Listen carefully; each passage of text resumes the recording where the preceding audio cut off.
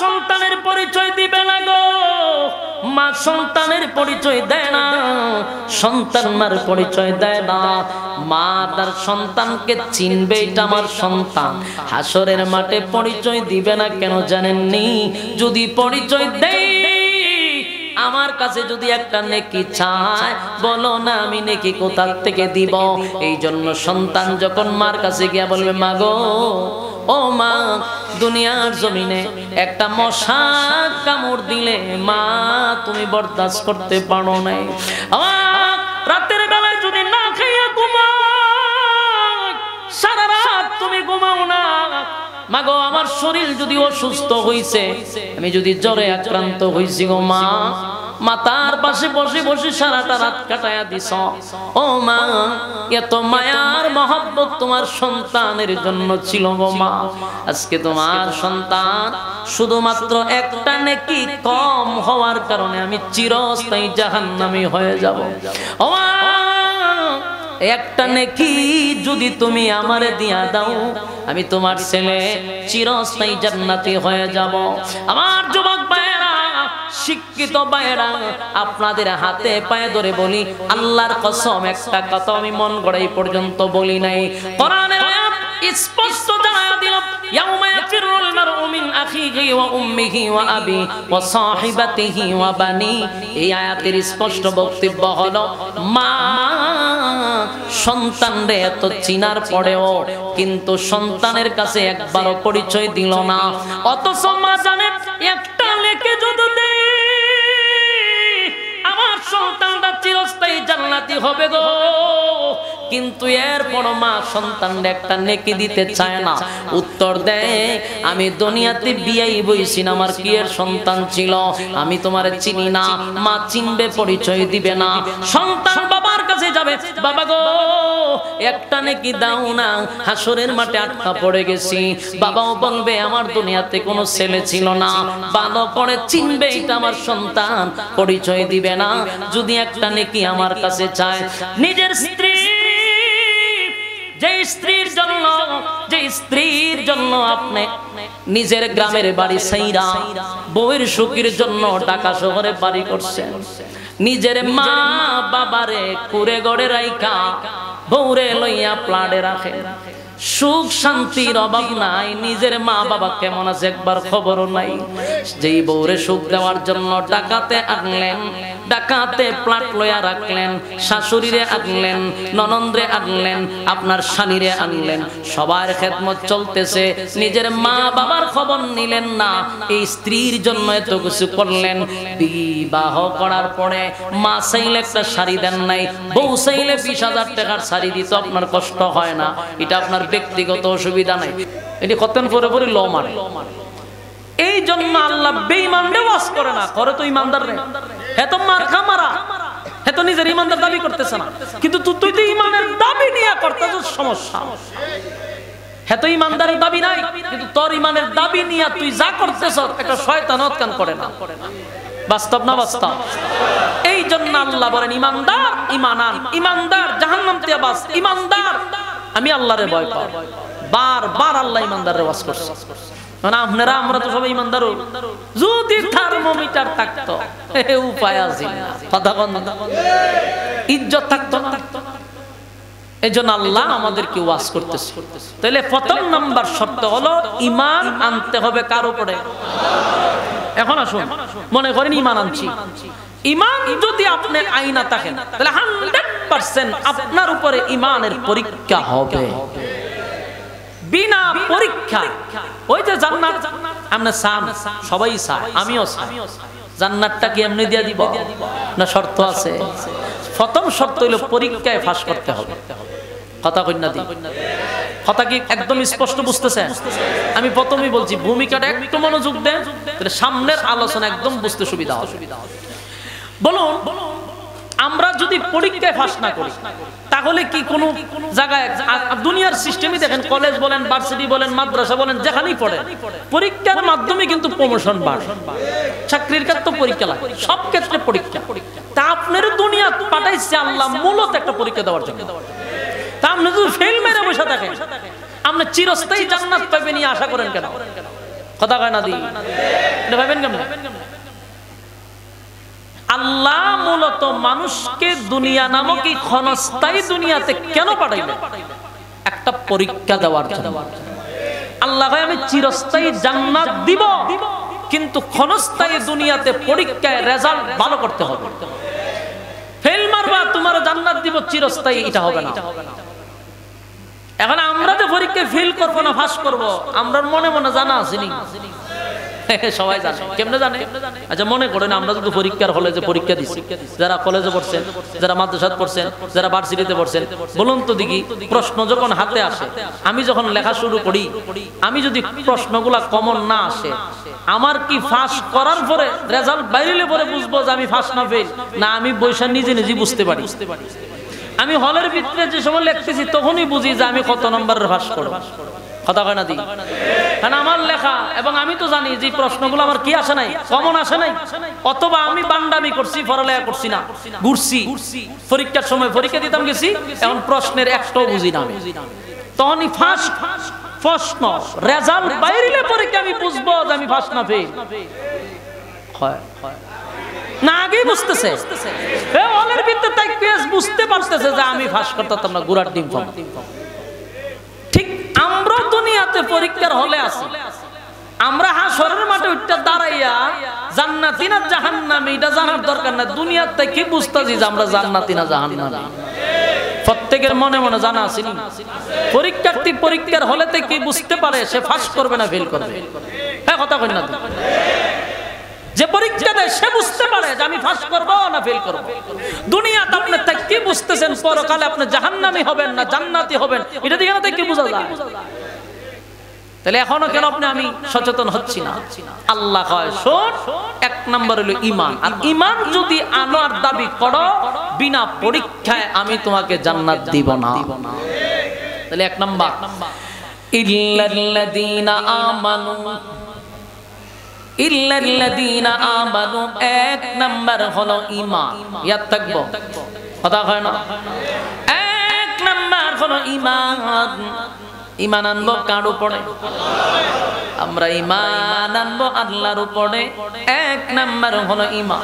যদি আমরা নিজেরা ঈমানদার হয়ে যাই, রব্বে কারীম বলেন ঈমানদারের উপরে আমি আল্লাহ ঈমানের পরীক্ষা নিব। কোন মানুষ পরীক্ষা ছাড়া চিরস্থায়ী জান্নাত পাবে এমনটা আশাও করা যায় না।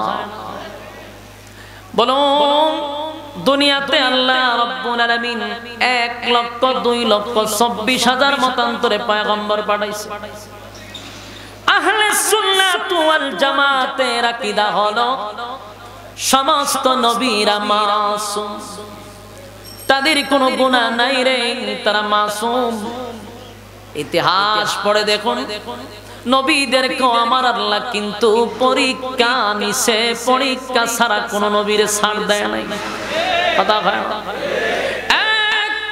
নিউ মার্কেটের বাইরা ব্যবসায়ী বাইরা বালিশের সঙ্গে মাথা লাগাইয়া কথাগুলি আবার রিপিট করবেন। যেই নবীদের কোনো গুনাহ নাই, যেই নবীরা হলো মাসুম, সেই নবীদেরকে আল্লাহ পরীক্ষা করছে রে, কঠিন থেকে কঠিন পরীক্ষা করছে। আর আমি আর আপনি যদি ঈমানের দাবি করি, বলুন আমাদের পরীক্ষা আছে না? না, বিনা পরীক্ষায় আল্লাহ জান্নাত দিবে না। তবে পরীক্ষার এক একজনের ধরন এক এক রকম হবে, সবার সাবজেক্ট কিন্তু এক রকম হবে না। মালিক কাউরে গরিব বানাইয়া পরীক্ষা করবে, পথের ভিখারি বানাইয়া পরীক্ষা করবে, আবার কাউরে মালিক টাকাওয়ালা বানাইয়া পরীক্ষা করবে, কোটি কোটি শত কোটি টাকার মালিক বানাইয়াও পরীক্ষা করবে, আবার কাউরে আমার আল্লাহ ক্ষমতার চেয়ার দিয়া পরীক্ষা করবে, আবার আমার মালিক ক্ষমতার চেয়ার দিয়া পরীক্ষা করবে, কাউরে সম্মান আর মর্যাদা দিয়া পরীক্ষা করবে। সবগুলাই হলো পরীক্ষা। তুমি গরিব হইয়া আমার মালিকের উপরে কতটুকু সন্তুষ্ট, তুমি ধনী হইয়া আমার মালিকের কতটুকু শুকরিয়া আদায় করো। ক্ষমতা পাইয়া তুমি কতটুক ক্ষমতা কাজে লাগাইছো, অপব্যবহার করছো কিনা? সম্মান পাইয়া তুমি মালিকরে ভুলে গেছো কিনা? আল্লাহ রাব্বুল আলামিন বিভিন্ন ভাবে বান্দাদেরকে পরীক্ষা করবে রে। কোন সময় ইসলামের উপরে আঘাত আসলে আল্লাহ রাব্বুল আলামিন তোমারে আমারে দিয়া পরীক্ষা করবে। যুবক ভাই, সাহাবায়ে কেরামরা জান্নাতের সার্টিফিকেট পাইলো দুনিয়ার জমিনে। দুনিয়া থাকা অবস্থায় তারা জান্নাত পাইছে। আমাদের বিশ্বাস হলো সব সাহাবীরাই তো জান্নাতি, কিন্তু বিশেষ করে রব্বে কারীম কয়েকজনের নাম উল্লেখ করে বলছে তুমি জান্নাতি, তুমি জান্নাতি, তুমি জান্নাতি। এরকম 10 জন সাহাবীর দুনিয়ার জমিনেই আল্লাহ সুসংবাদ জানায়া বলছে তোমরা জান্নাতি। অথচ সাহাবীরা জান্নাতি ছিল। আল্লাহ দুনিয়াতে কিছু সাহাবীদেরকে সুসংবাদ দিয়া দিয়েছে। সুবহানাল্লাহ। তারা দুনিয়ার জমিনে জান্নাত পাইছে গো, জান্নাত পাইলো, জান্নাত পাইলো বিনা পরীক্ষায়। না পরীক্ষা আর অবসর সময় যদি পান, অনেক কলেজ ইউনিভার্সিটির ছাত্র ভাইরা এখানে আছে, অনেক ব্যবসায়ী ভাইরা আছে, মাঝে মধ্যে সাহাবায়ে কেরামদের জীবনী পড়বেন। আমি আপনাদের কাছে একটা কথা বলে গেলাম, মাঝে মধ্যে সাহাবীদের জীবনী পড়বেন, এর দ্বারা আপনার ঘুমন্ত ঈমান জাগ্রত হবে। আপনি বুঝতে পারবেন সাহাবীরা জান্নাত কেমনে হাসিল করছে।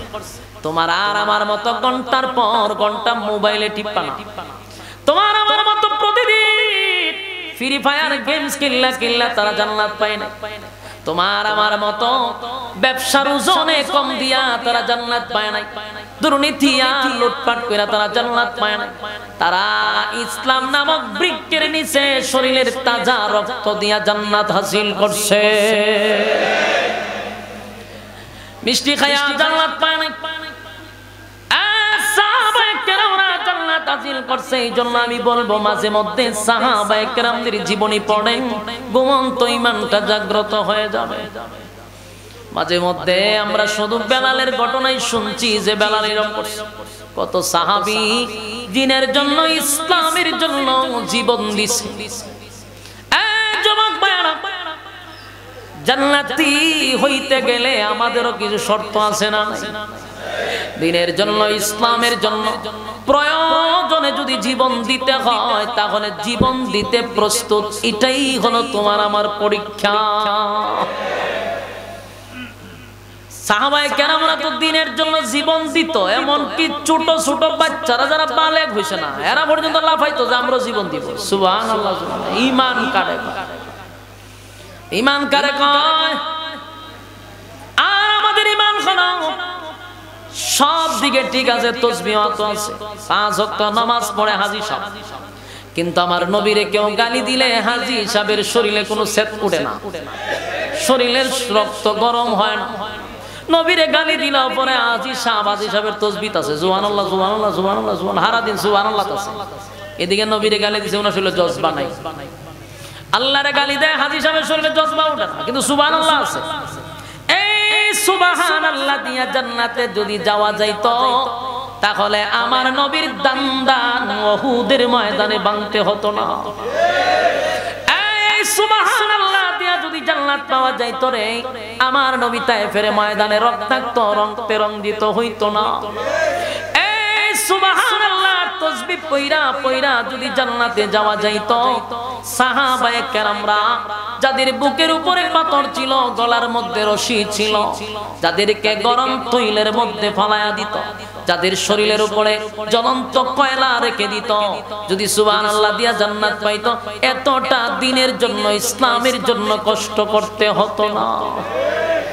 আমার যুবক ভাইয়েরা, সব সুবহানাল্লাহ দিয়া কি জান্নাতে যাওয়া সম্ভব? কথা হয় না? আমার মাঝে মধ্যে কিছু মানুষের ইবাদত দেখলে ভালো লাগে, হাসি ওঠে। আমার নবীরে গালি দেয়, আল্লাহরে গালি দেয়, দ্বীনের উপরে ধর্মের উপরে আঘাত আসতেছে, উনি সুবহানাল্লাহ আছে, একটা লই আছে তাসবিহ একটা পাইছে, আর কতক্ষণ পরে হলে সুমা দেয় 100। মানে এরা 13 বছর মারছে, এদের তো পাওয়ার বাড়ছে। তোর মদিনায় গিয়ে মেরলাম সব মদিনায় গিয়ে মেরলাম মাইরা এক রাজত্ব করো 1000 অস্ত্র সহ ট্রেনিং প্রাপ্ত সেনাবাহিনী লইয়া মদিনায় গেছে রাসূল কানতে যে আল্লাহ আমি তো এর সাথে যুদ্ধ করলাম না এর গালিও দিলাম না আমনে কইছেন আমি মদিনায় বসি আমি তো এর সাথে যুদ্ধ করতে রাজি না এরা যে আমার অস্ত্র লইছে আমার মারবার লাগবে এ ওই 1000 আসছে রাসূল আল্লাহর কাছে বলতেছে আল্লাহ আমার সাথী সঙ্গীদের শরীরে এখনো আঘাতের চিহ্ন রয়েছে এদের কাছে নাই পোশাক এদের কাছে নাই অস্ত্র নাই খাবার কেমনে তাদের মোকাবেলা করব আল্লাহ কয় এরা তো গায়ে ভাড়া দিয়ে ঝগড়া করতেছে আল্লাহ নিজে কয় বন্ধু গায়ে ভাড়া দিয়া যখন কেউ ঝগড়া করতে চায় এরারে একবারে ছাইরা দিলে সমস্যা কথা হয় না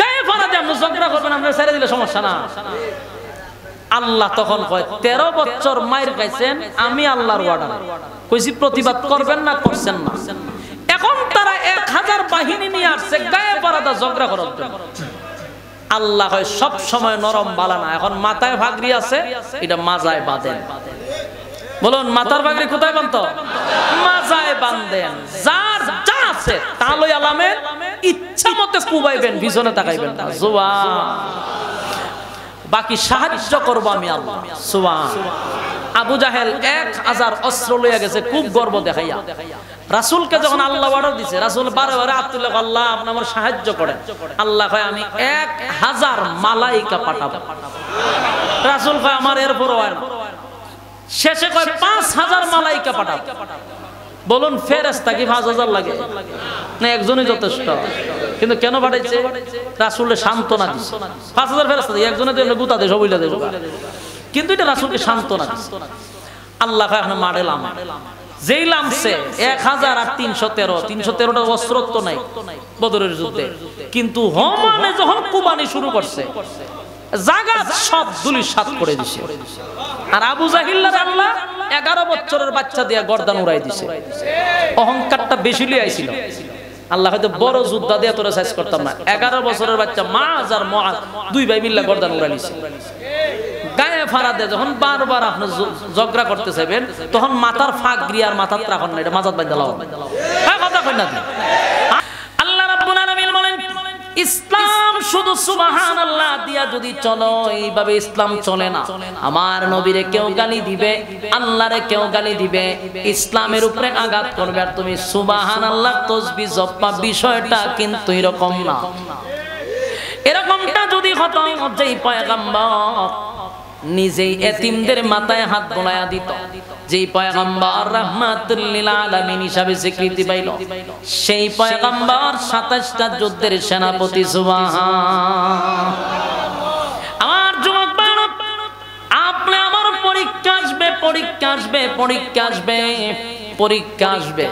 পরীক্ষা জীবন দিতে হইতে পারে কথা কয় না এক একজনের পরীক্ষায় এক এক রকম পরীক্ষা দিতে হবে এটা 100% আর ইসলামের জন্য দ্বীনের জন্য প্রয়োজনে যদি জীবন দিতে হয় আমরা জীবন দিব বুঝতে হবে এটাই আমার জন্য একটা পরীক্ষা কথা হয় না আল্লাহ রাব্বুল আলামিন চিরস্থায়ী জান্নাত দিবে বান্দারে ক্ষণস্থায়ী দুনিয়ার জমিনে তোমাকে আগে পরীক্ষায় পাস করতে হবে আমরা সবাই পরীক্ষার হলের ভিতরে আছি রে পরীক্ষার হলের ভিতরে আছি আমার যুবক ভাইরা মুরব্বি বাবারা পর্দার আড়ালে আমার মা বোনেরা নিজের স্বার্থে একটা কথা বলার জন্য এখানে আসি নাই আপনাদের স্বার্থে এই কথাগুলি আলেমরা বছরের পর বছর বলে যাচ্ছে মসজিদের মিম্বরে বলে যাচ্ছে মাঠে ময়দানে বলে যাচ্ছে বলুন তো এত বলার কি দরকার আমরা চাইলে তো আসমানের উপরের ওয়াজ করতে পারতাম 7 তবক জমিনের নিচের ওয়াজ করলেই তো যথেষ্ট কথা হয় না মাঝখানের ওয়াজ করার কি দরকার ছিল একটাই কারণ শুধু আসমানের উপরের ওয়াজ দিয়া জমিনের নিচের ওয়াজ দিয়া ইসলাম চলবে না মাঝখানের ওয়াজ না করা পর্যন্ত মানুষ পরকালের উপর বিশ্বাস আসবে না এই যুবক ভাইরা প্রতিটা মানুষের কাছে আমার প্রশ্ন হলো চিরস্থায়ী জান্নাত যেখানে শুরু আছে শেষ নাই এই ক্ষণস্থায়ী দুনিয়াতে অল্প দিনের জন্য পাঠাইছে শুধু একটা পরীক্ষা দাও যদি পাস করো চিরস্থায়ী জান্নাতের মেহমান বানায়া দিব, যেটার শুরু আছে রে শেষ নাই। আমার যুবক ভাইরা, হাসরের মাঠে যখন আপনি দাঁড়াবেন, প্রতিটা মানুষকে আমার আল্লাহ কিন্তু আবার দাঁড় করাবে, এটা আপনার আর বিশ্বাস হয়নি? কথা হয় না? প্রতিটা মানুষ আবার পুনরায় হাসরের মাঠে দাঁড়াবে, এটা আমাদের অনেক ভাইয়েরা বিশ্বাস করতে চান। এই জন্য আমরা তাদেরকে অনেক সময় নাস্তিক বলি। কথা এখন ঠিক? এখন ফচ্চা যাইব, কইলা যাইব, কেমনে আবার ওইটা দাঁড়াবো? তাহলে তুমি যদি এই যুক্তি দাও, আমি বলবো এক ফোঁটা নাফাক পানি দিয়ে তো সুন্দর বডিটা বানাইলো কে? অন্ধকারের ভিতরে এই সুন্দর কাটামুখকে তৈরি করলো, তাহলে দ্বিতীয়বার তো সোজা, প্রথমবার তো কঠিন। কথা হয় না? একটা জিনিস প্রথম বানাইতে কঠিন, দ্বিতীয়বার এটা বানানোর পরে আবার দ্বিতীয়বার রিপেয়ারিং করা কি কঠিন নাকি? প্রথম যদি আমার মালিক তোমারে বানাইতে পারলাম, দ্বিতীয়বার আবার তোমার এই পচা গান্দা শরীরটারে দাঁড় করাইতে পারবে কিনা? কথা হয় না? হাসরের মাঠে পুনরায় মানুষ কাদা মাটির নিচ থেকে কলিজা পাটা পিপাসা লইয়া উলঙ্গ অবস্থায় মানুষগুলা হাসরের মাঠে দাঁড়াবে। আল্লাহ বলেন, যখন মানুষ দাঁড়াবে, হায় রে কলিজা পাটা একটা পিপাসা থাকবে। পৃথিবীর সব পানি যদি তার গলায় ঢেলে দেওয়া হয়, তারপরও তার কলিজাটা ঠান্ডা হবে না, এই পরিমাণ পিপাসা থাকবে। আল্লাহ কয়, তাদের পিপাসা নিবারণ করার জন্য আমার বন্ধুরে আমি হাউজে কাউসার দান করছি। সুবহানাল্লাহ। হাউজে কাউসারের পানি কারা পান করব? এই হাউজে কাউসারের পানিটাকে পান করবে রে? সবাই যে হাউজে কাউসারের পানি পান করবে বিষয়টা তো এরকম না। হাউজে কাউসারের পানিও বাপ দাদার না, এটা আমরা মামুর বাড়ির পানি না চাইলে দিয়া দিবে গ্লাস। এই পানিও সবাই পান করতে পারবে না, তাহলে পানি কারা পান করবে? আল্লাহর নবী বলেন, হাসরের মাঠে যখন আমারে পানির কাছে দাঁড় করায় রাখবে, হাউজে কাউসার, হাউজে কাউসার ক্রস করেই হাসরের মাঠে যেতে হবে। তার মানে এই পানির কাছে দিয়ে হাসরের মাঠ, এমন একটা জায়গায় পয়গম্বরকে দাঁড় করায় রাখছে, এই পানি পান করাইয়া করাইয়া হাসরের মাঠে ছাড়বে। হাসরের মাঠে একদিন, দুই দিন না,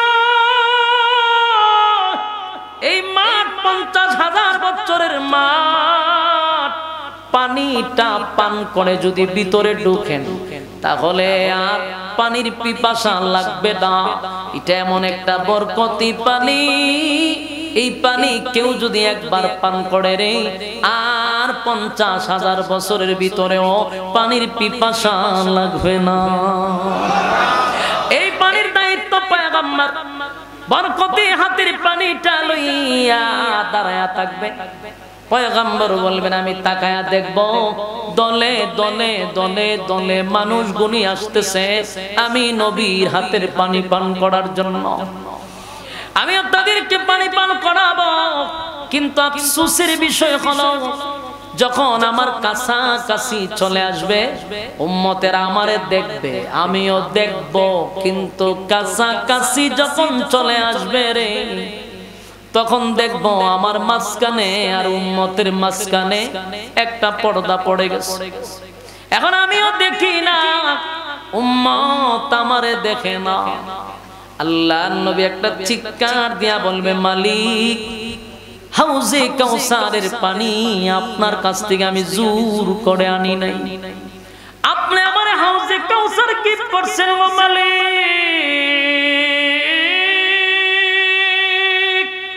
আমার গুনাহগার উম্মতকে পানি পান করানোর জন্য আপনি তো পানি দিলেন আমার গুনাহগার উম্মতরে পান করানোর জন্য। আমি আসছি পানি পান করাইতে, এখন আমিও দেখি না, তারা আমারে দেখে না। এমনটা কেন হয়ে গেল? এমনটা তো হওয়ার কথা ছিল না। আল্লাহ তখন বলে, বন্ধু, আমি আল্লাহ যা জানি আপনি নবী তা জানেন না। আল্লাহ তখন বলে, হাবিব, দিল ভরা দরদ লইয়া পানি পান করানোর জন্য দাঁড়ায় আছে। আপনার তো দিল ভরা মহব্বত নেই, উম্মতরে পানি পান করাইতে চান গো নবী। আমি আল্লাহ কেন মাঝখানে পর্দা ফলাইছি জানেন? যারা আপনার কাছে পানি পান করতে আসছে তারা দুনিয়ার জমিনে আপনার রেখে যাওয়া ইসলাম পালন করে নাই গো নবী। তারা আপনার রেখে যাওয়া ইসলাম পালন করে নাই, আপনার ধান ধান ভাঙ্গা ইসলাম পালন করে নাই, রক্ত মাখা ইসলাম পালন করে নাই। তারা পালন করছে বাপ দাদাদের ইসলাম। ঠিক বাড়ি গিয়া কইবে অসুবিধা কি? অন ঠিক কর দরকার আসেন এরকম বাপ দাদার ইসলাম বাংলাদেশ। আল্লাহ রাব্বুল আলামিন হাসরের মাঠে পয়গম্বরকে স্পষ্ট মেসেজ জানায়া দিবে রে পয়গম্বর, দিল বড়া মহব্বত লইয়া পানি পান করাইতে আসছেন, মাঝখানে পর্দা ফলায়া দিলাম, আপনিও দেখেন না তারাও আপনারে দেখে না। কেন এমনটা করলাম? এরা দুনিয়ার জমিনে বাপ দাদার ইসলাম পালন করছে, আপনি নবীর রেখে যাওয়া ইসলাম পালন করে নাই।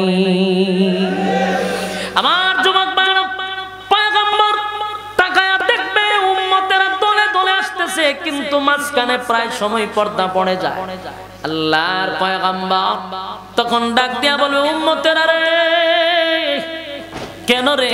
আমি না তোদের কাছে আমানত রেখে আসছিলাম। আমি নবীর শরীরে যে জায়গার মধ্যে কোনোদিন মশা এবং মাছি আমার শরীরে বসতো না, আমি আল্লাহর পয়গম্বর যদি হাত তুইলা বলতাম আল্লাহ ইসলাম কায়েম করে দেন, আমার মালিক এমনি ইসলাম কায়েম করে দিত। কিন্তু আমি নবীর রক্ত জড়াইলাম, আমার অসংখ্য সাথী সঙ্গীরা দিনের দাওয়াত দিতে গিয়া রক্ত দিল, রক্তে রঞ্জিত হইল, হাজার হাজার সাহাবীরা শাহাদাত বরণ করলো। আমি নবীর শরীরে এমন কোন জায়গা নাই যেখানে পাথরের আঘাত আমি পাই নাই। আমার শরীরে রক্ত রঞ্জিত হইল, আমি আঘাতের পর আঘাত পাইলাম। এমন কি আমি উহুদের ময়দানে দান দান বাংস বেহুশ হয়ে পড়ে গেলাম কয়েকবার। এত রক্ত জড়াইলাম, যেখানে দোয়া করলে ইসলাম কায়েম হয়ে যায় সেখানে আমি রক্ত কেন জড়াইলাম?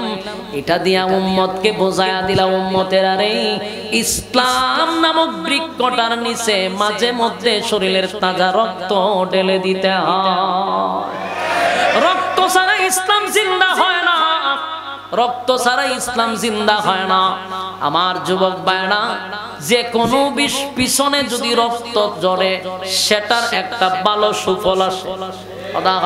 আমার সোনার ছেলেরা, কমলমতি শিশুরা, ছাত্র ভাইয়েরা যদি রক্ত না জড়াইতো, আবু সাইদের রক্ত যদি জমিনে না ফালাইতো, এই বাংলাদেশ স্বাধীন হইতো না। এই রক্তের উপর দিয়া বাংলাদেশ স্বাধীন হয়েছে। এখন বিভিন্ন শকুনেরা চায় স্বাধীনতা নিয়ে যাইত। আমার যুবক বাবা, জিহাদের ময়দানে ইসলামটারে জিন্দা করার জন্য সাহাবায়ে কেরামরা রক্ত জড়াইছে, এই ইসলামটারে তারা রক্ত দিয়া জিন্দা করে গেছে। আল্লাহর নবী বলেন, আমি কমপ্লিট ইসলাম আমার উম্মতের কাছে আমানত রেখে আসছিলাম। আরে উম্মতের আমার আমানত রেখে ইসলাম তারে কেন তোরা মন গড়া ইসলাম পালন করলি? রেখে যাওয়া ইসলাম কেন পালন করলি না? বাপদাদারে অনুসরণ করলি, আমি নবীর তরিকায় চললি না, আল্লাহর হুকুম মানলি না। ফিরে যেভাবে কইছে মুরিদ সেইভাবেই চলছে, এটার নাম ইসলাম না। কোরআন এবং সুন্নাহ কি বলে সেটার নাম হলো ইসলাম। আমার পীর কি বললো এটার নাম ইসলাম না। আমার যুবক ভাইয়েরা, কথাগুলি আমি জানি আপনাদের দিলে কষ্ট লাগতে পারে, কিন্তু হক কথাগুলা বলা আল্লাহ নিজেই বলছেন, ওয়াতাওয়াসাউ বিল হক। বান্দারে সদা সর্বদা হক কথা বলবি, আর না হয় আমি আল্লাহর জান্নাত কোনো ভীতু মানুষের জন্য রাখি নাই। যারা জীবনের ভয়ে হক কথা বলে নাই, এমন মানুষের জন্য আমি জান্নাত দিব না। আমার যুবক ভাইরা, দিলের কান লাগায় শুনে, কিয়ামতের ময়দানে হাবিবে কিবরিয়া বলবে, উম্মতেরা রে, কোন কারণে আমার রেখে যাওয়া ইসলামটা পালন করলি না? কেন পালন করলি না? আমি নবী না তোদের জন্য রক্ত দিলাম, আমি নবী না দান বাংলাম, আমি নবী না তায়েফের ময়দানে রক্ত ঝরাইলাম, এরপরও কেন আমার রেখে যাওয়া ইসলাম পালন করলি না? পয়গম্বর সেদিন বলবে সুহকান সুহকান লিমান গায়রা বাদি, দূর হয়ে যা, দূর হয়ে যা, এমন উম্মতের আমার কোনো দরকার নাই। আপনারা শিক্ষিত মানুষ, সচেতন মানুষ, বলুন তো দেখি, হাসরের মাঠে যদি নবী বলে এমন উম্মতের কোনো দরকার নেই, সেদিন আপনারে কোন ফিরে বাঁচাইব? হ্যাঁ, কথা কই না। শালি বাবা আপনারে বাঁচাইব, মেরালি বাবায় বাঁচাইব, আইজন বাবায় বাঁচাইব, কীর্তন বাবায় বাঁচাইব, ল্যাংটায় আপনারে বাঁচাইব। সেদিন কেউ কারো হবে না। আমার কথা নয় গো, আল্লাহ কোরআনে বলেন ইয়াউমা ইয়াফিরুল মারউ মিন আখিহি ওয়া উম্মিহি ওয়া আবি ওয়া সাহিবাতিহি ওয়া বানি। কিন্তু সেই বিবিটাও হাসরের মাঠে বলবে আমি দুনিয়াতে কোনো বিবাহ হই বসি নাই, আমার কোনো স্বামী ছিল না। আল্লাহর কসম, আল্লাহর কসম, বিবি আপনাকে দেখে চিনবে, এটাই তো আমার স্বামী ছিল। ভিতরে ভয়, যদি আমার স্বামী আমার কাছে একটা নেকি চায়, কিভাবে আমি তার নেকি দিব? এই জন্য চিনার পরও বলবেন না আমার কোনো স্বামী ছিল না, একটা নেকি দেওয়ার কারণে স্বামী অস্বীকার করলো। যুবক ভাইরা আমার, এখান থেকে স্পষ্ট বোঝা গেল দুনিয়া কেউ কারো নয় রে, কেউ কারো আপন না, কেউ কারো আপন না। আজকে আপনি যতক্ষণ আপনি মানুষকে করবেন, ততক্ষণ আপনি ভালোবাসা পাবেন, করবেন না ভালোবাসা পাবেন না। এই দুনিয়ার মতো স্বার্থপর আর কেউ না। যেমন দুনিয়ার মানুষ স্বার্থপরতা দেখাইলো, কিয়ামতের মাঠে আপনার সঙ্গে এটাই দেখাবে। দুনিয়াতে নিজের জীবন তারে শেষ করে ফ্যামিলির জন্য করলেন, সারা দিন পরিশ্রম করলেন, মাথার গাম ফায়ে ফলাইলেন, সন্তানের সুখের জন্য, বিবির সুখের জন্য, ফ্যামিলিটারে সুখে রাখার জন্য। একবার আপনার নিজের চেহারার দিকে তাকায় দেখলেন না, শরীরের দিকে কেউ তাকায় দেখলো না। আমি সংসারের পিছনে দৌড়াইতে দৌড়াইতে আমার শরীরটা বরবাদ হয়ে গেল, আমার নিজের চেহারাটা পাল্টে গেল। একটু সুখের জন্য, মা বাবার সুখের জন্য, বাবার সুখের জন্য, বউয়ের সুখের জন্য, ভাই বোনের সুখের জন্য দৌড়াইলেন সকাল থেকে বিকাল পর্যন্ত। আল্লাহ কয় বান্দা রে, আমি তোরে দৌড়ানির জন্য বানাই নাই, বানাইছিলাম গোলামির জন্য। আমি তোরে বানাইছি গোলামির জন্য। আল্লাহ কয় বান্দা, ওয়া মা খালাকতুল জিন্না ওয়াল ইনসা ইল্লা লিয়াবুদুন, আমি বানাইছিলাম ইবাদতের জন্য। আফা হাসিবতুম আন্নামা খালাকনাকুম আবাসা ওয়া আন্নাকুম ইলাইনা লা তুরজাউন, অনর্থক বানাই নাই, অকারণে বানাই নাই, নিষ্প্রয়োজনে বানাই নাই। এই আমি বানাইছি ইবাদতের জন্য, কিন্তু 24টা ঘন্টার ভিতরে বান্দা দুনিয়া দুনিয়া দুনিয়া, মা বাবার সময় দেয়, স্ত্রীর সময় দেয়, ব্যবসার সময় দেয়, বন্ধু বান্ধবের সময় দেয়, বিপিএল খেলায় সময় দেয়, আইপিএল এর সময় দেয়, ফেসবুক শরীফে সময় দেয়, অনলাইনে সময় দেয়, সময় নাই শুধু আল্লাহর বেলা। বাস্তব না বাস্তব? আল্লাহ কয় সময়ের মালিক আমি, ওয়াল সময়ের কসম, ওয়াল সময়ের কসম, ইন্নাল ইনসানা লাফি খুস, ধ্বংস হবে নিশ্চিত, কোনো সন্দেহ নাই। আল্লাহ কসম করে কয় সময়ের কসম, যারা সময়ের মূল্য দিলি না তোরা ধ্বংস 100%। যুবক ভাই, ব্যবসা করেন অসুবিধা নাই গো, ব্যবসা করেন কোনো অসুবিধা নাই। আমার নবী ব্যবসা করছে, ব্যবসা করা সুন্নাত, ব্যবসার টাকা হালাল, ব্যবসার মতো কোনো হালাল আর কোনো চাকরি নাই। যতই সবচেয়ে বেশি আকর্ষণ হলো ব্যবসা, নবী ব্যবসা করছে, সাহাবায়ে কেরাম ব্যবসা করছে, অসুবিধা নাই। কিন্তু যখন মসজিদে আজান হয়, দোকান বন্ধ করে মসজিদে চলে যাবেন। যুবক ভাইয়েরা, আমরা আজানটা দিলে পরে ব্যবসার জমজমায়া উঠে, ঠিক নেই না? এই সময় শয়তান কাস্টমারে রাস্তাতে দূরে আনে। আপনার বুঝতে হবে আমার পরীক্ষা, আমার চলতেছে, আজান দিবে দৌড়াইয়া মসজিদে চলে যাবেন, ব্যবসার সময় ব্যবসা করবেন, হালাল রোজগার, সন্দেহ নাই যুবক ভাইরা। আর না হয় হাসরের মাঠে সেদিন জাহান্নামীরা নিজেই বলবে ক্বালু লাম নাকু মিনাল মুসাল্লিন।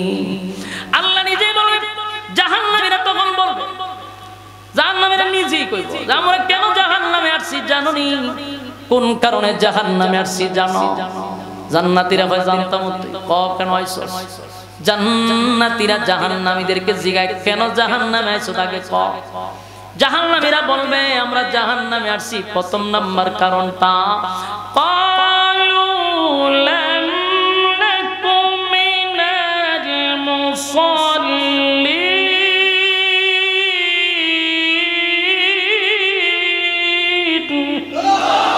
আল্লাহ কয় ক্বালু লাম নাকু মিনাল মুসাল্লিন। জাহান্নামীরা বলবে জাহান্নামে আসার এক নাম্বার কারণ হলো দুনিয়াতে আমরা নামাজি ছিলাম না, মুসল্লি ছিলাম না। এই জান্নাতীরা বলবে জাহান্নামীরা শুন, দুনিয়ার জমিনে নিউ মার্কেটে একই সাথে ব্যবসা করতাম, একই সাথে চাকরি করতাম, একই সাথে খেলাধুলা করতাম, একই সাথে আড্ডা দিতাম, আমি জান্নাতি, বন্ধুরে তুই কেন জাহান্নামী? জাহান্নামীরা বলবে জাহান্নামে আসার এক নাম্বার কারণ হলো ক্বালু লাম নাকু মিনাল মুসাল্লিন। বন্ধু, জাহান্নামে আসার এক নাম্বার কারণ হলো দুনিয়ার জমিনে নিউ মার্কেটেই ব্যবসা করছি, কিন্তু আজানটা যখন দিত তুই দেখতাম দোকানটা বন্ধ করে মসজিদে চলে যাইতি। ক্বালু লাম নাকু মিনাল মুসাল্লিন। তুই তো মুসল্লি ছিলি, আমি মুসল্লি ছিলাম না রে বন্ধু, তাই আজকে আমি চিরস্থায়ী জাহান্নামী হয়ে গেলাম। দুই নাম্বার বলে ওয়ালাম নাকু নুতঈমুল মিসকিন।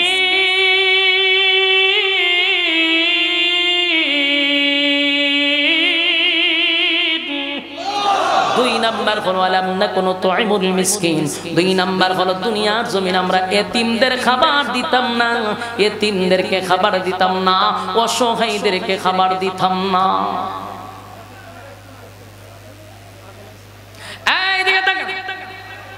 এদিকে তাকালে পাগল হইলে আপনারা কি পাগল? পাগলের যারা পাগলগিরি দেখার তো পাগল। আপনারা আমার দিকে তাকান, আবার পাগল দেখা না বিরক্ত লাগতেছে, ছাইরা দিতাম সময় করছে। যুবক ভাইরা, প্রতিটা কথা এখন দিলে লাগা, বয়ান তো ছেড়ে দিব, কিন্তু কি নিয়া যাইবেন? আপনাদের হাতে পায়ে ধরে বলি, একটা কথাও আমি আননেসেসারি বলি নাই, ফাউল কোনো কথা আপনাদের সামনে উপস্থাপন করি নাই। দুইটা পায়ে ধরে বলি, কথাগুলো একটু ফলো করেন। জাহান্নামীরা বলতে থাকবে আমরা জাহান্নামে আসছি প্রধান কারণটা হলো দুনিয়াতে মুসল্লি ছিলাম না। আপনাদের নিউ মার্কেট মসজিদ আছে না? সোনার মসজিদ আছে, মাঝে মধ্যে আমি কিন্তু আসি। আর নিউ মার্কেট তো এখন খামো লাগে, ঠিক নেই? এই মার্কেটে কদিন পর আমিও আসি, কেন মসজিদ একটা আমি জানি তাহলে এই ব্যবসায়ী যারা ফেরার জন্য কত একটা সুবিধা, কথা হয় না, কত চমৎকার সুবিধা। আজান দিছে ব্যবসা বন্ধ, জামগা মসজিদে শেষ। এই কিছু সময়ের জন্য কি ব্যবসা লাল বাতি জ্বলবো? বরং আপনার বরকত বা আপনি একটু মাথা খেলায় দেখেন তো, যারা 5 ওয়াক্ত নামাজি ব্যবসা করে আপনারা নিউ মার্কেটে, আর আপনি 1 ওয়াক্ত নামাজ পড়েন না, আপনি কি এর চেয়ে বেশি লাভবান হয়ে গেছেন? গা আমি সব মিলাই দেখেন আমরা তে সুখে আছি, আপনার চেয়ে ভালো আছে। যদিও দেখা যায় বাহ্যিক চোখ দিয়ে আপনি এর থেকে টুফরে আছেন, কিন্তু বিতর্কতা আপনি শান্তিতে নাই, সে শান্তিতে আছে। বাস্তব না বাস্তব? এত সুন্দর মসজিদ যেহেতু পাশে আছে, আজান দিছে মাগার ব্যবসার লাল বাতি জ্বলুক, আমি মসজিদে যাই। পারবেন না এটা? তাইলে মাহফিল করানোটা সার্থক হবে, আমার কথা বলাটাও সার্থক হবে। আর যদি ওয়াজ শুননা গেলাম পরের দিন শেষ, ভুলে গেছে। আমার যুবক ভাইরা, জাহান্নামীরা বলবে জাহান্নামে আসছি এক নাম্বার কারণ হলো ক্বালু লাম নাকু মিনাল মুসাল্লিন, নামাজি ছিলাম না। 2 নাম্বার ওয়ালাম নাকু নুতঈমুল মিসকিন। 2 নাম্বার হলো ওয়ালাম নাকু নুতঈমুল মিসকিন, দুনিয়ার জমিনে এতিম মিসকিন অসহায়দেরকে খাবার দিতাম না। আমার নিউ মার্কেটের অনেক ভাইরা আছে, কোটি কোটি কোটি কোটি টাকার মালিক আছে না না? টাকা টাকা টাকা এত টাকা কামাইছে, কিভাবে খরচ করবে জানেই না। এত টাকা কামাইছে, হায় রে, অথচ তার বাড়ির পাশের মানুষটা না খাইয়া ঘুমাইলো, খবর নিল না।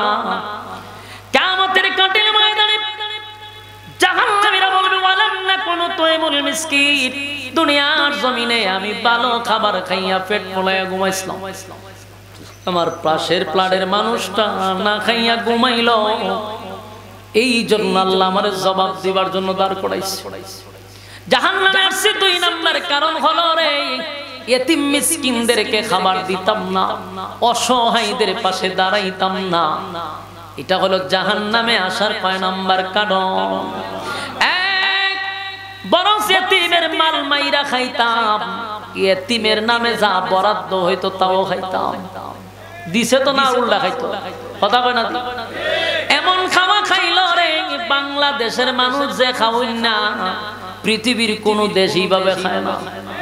পৃথিবীর মানুষ খাইতে গেলেও খাওয়ার মধ্যে তাদের একটা রুচি আছে। বাংলাদেশের রুচির মধ্যে কুকুরে প্রস্রাব করছে, খাইতে খাইতে আমি এমন শুনছি বাথরুম সুদ্ধা খাইয়া লাইছে। ওমা আপনারা মনে হচ্ছে মস্কারি করতে, মস্কারি না, বাস্তবে বাথরুম খাইছে।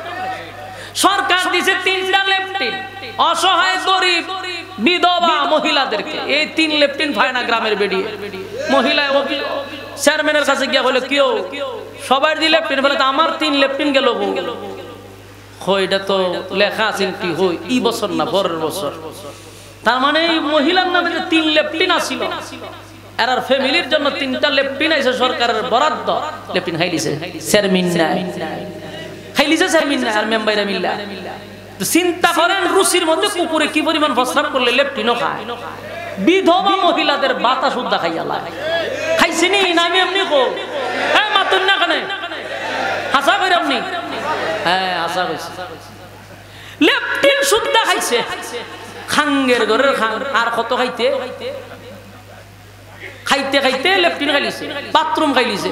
বিধবা মহিলারা খাইলিছে, গম খাইছো, সুরেশ গরু সুর খাইতে খাইতে বড় লোকেরটা খাই, বিধবা মহিলাটা খাই দেখে না। না আমি এমনি বলতেছি না, বাস্তব হইছে রকম। বলুন জাহান্নামে যাবে, এটা কয় নাম্বার কারণ? 2 নাম্বার কারণ। খাইছো যে গম, ডাল, তেল, জনমের খাওয়ান খাইছো, খাইয়া ওজন করছো, কিন্তু হাসরের মাঠে উগলায়া ছাড়তে হবে, উগলায়া ছেড়ে দিতে হবে। আরে না, আরেকজনের হক মাইরা খাইছো, তুমি আরেকজনের হক মারবা? আল্লাহর কসম, মক্কায় গিয়া 10 বার হজ করলেও, মদিনায় গিয়া 50 বার জিয়ারত করলেও, মক্কার ইমাম দিয়া দোয়া করাইলো কাম হবে না। আপনি মনে করছেন যে আমি তো তসবিহ দিলে 100 বার সুমা দিয়া খতম করি, তসবিহ করি, মক্কায় গিয়া নাম পালাইছি হাজী সাহেব, কিন্তু কি পরিমাণ ফাজি যে এটা বলি জান। বলুন যদি মানুষের হক মাইরা খাইয়া থাকেন, মক্কায় গিয়া কপালে দাগ পালাইলে 4 পয়সার কোনো কাজ আসবে? ওই মাতুন না কিতার লাগে। আমার কথা বুঝেননি আপনারা, সব বনাশ করে লিস। ওই যে বাই ভাষায় পড়ছে আঞ্চলিকতা, এর লিগে তুই এরা কথা কয় না কেন? হ্যাঁ আমার কথা বুঝেন, আওয়াজ দেন না কেন? জাহান্নামে যাবে, এটা কয় নাম্বার কারণ? 2 নাম্বার। কি করলে? লেফটিন খাইলে। কি করলে? গম খাইলে, ডাইল খাইলে, তেল খাইলে জাহান্নামে যাবে, কয় নাম্বার কারণ? এগুলা গরিবের হক, তাদের হক তুমি তাদেরকে বুঝায়া দাও। এটা তোমার সরকার দিছে না তুমি খাওয়ার জন্য। খাওইন না ফাটি খাইতে খাইতে গরিবের টাকা খাসকা, গরিবের টাকা খাসকা। গরিব যদি আসমানের দিকে তাকাইয়া আহ বলে একটা ডাক দেয় রে, তোর কপালে টাটা পড়ব, তুই ধ্বংস। এইজন্য সাবধান, এতিমদের মাল মাইরা খাইবেন না, অসহায়দের খাবার কেড়ে নিবেন না। এরা যদি আহ কয় আপনি শেষ। আপনি মক্কায় গিয়ে যদি বারবার হজ করেন আর কপালে কালো দাগ পালায়া দিছেন আর তসবিহ একটা হাতে লইয়া আপনি হাজি সাপ, কিন্তু আপনি মানুষের হক মেরে খাইছেন। আল্লাহর কসম, আল্লাহর কসম, আমার কাফারা দিতে হবে না। দুনিয়া যদি একদিকে করেন, কোনদিন জান্নাতের গ্রাণ পাবেন না, যতদিন না তার হক আপনি বুঝায় না দিবেন। সাবধান, এটা যদি 1 টাকাও হয়, পরিমাণ যদি কম হয় পরিমাণ যদি বেশিও হয় আমরা অনেক সময় খাই কালি কইরা 10 টাকা করে দিছি বড় ঢুকাই দিয়ে চুরি নাকি দেন নই বড় লইছি অথবা যার টাকা এর সামনে লইছি এই 10 টাকা নেই আমি যার টাকাটা নিছো হে কি তোমার অনুমোদন দিছে কইছে যে হ তুই নে আমি দিয়া লাইলাম বলে নাই নিছো নাই সে যদি দাবি না ছাড়ে মাগার ইডার লাগে তুমি জাহান্নামে যাও না অথচ তুমি 10 বার হজ করেছো এই 10 টাকার লাগে তোমার জাহান্নামের ভিতরে ঢুকতে এই সাধারণ বিষয়গুলো কেউ চিন্তা তুই আনে না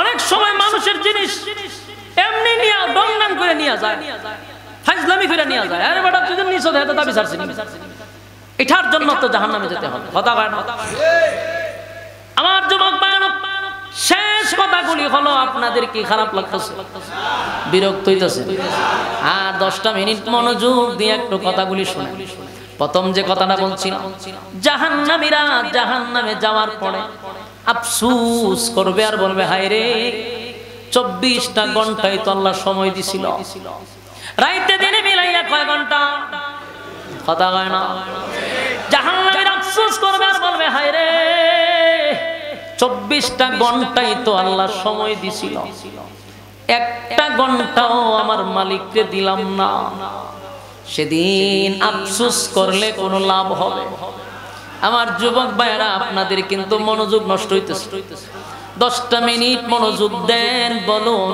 এই সময়ের মালিক কে সময় দিল কে আল্লাহর দেওয়ার সময় আল্লাহর দেওয়ার সময় আল্লাহরে দিলি না দুনিয়ার পিছনে দৌড়াইলি মা বাবার পিছনে দৌড়াইলি বউয়ের পিছনে দৌড়াইলি নিজের সন্তানের পিছনে দৌড়াইতে দৌড়াইতে একটা পর্যায়ে তুই ক্লান্ত যেই সময় ক্লান্ত হইলি মালাকুল মউত আজরাইল তোর সামনে দাঁড়ায় আছে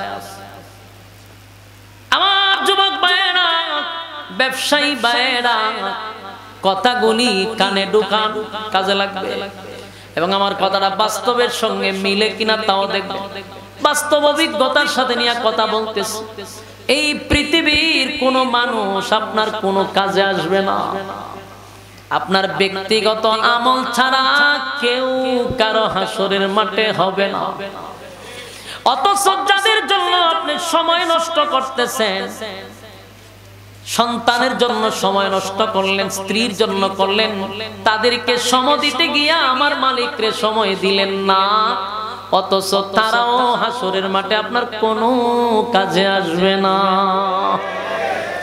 আমার যুবক ভাইরা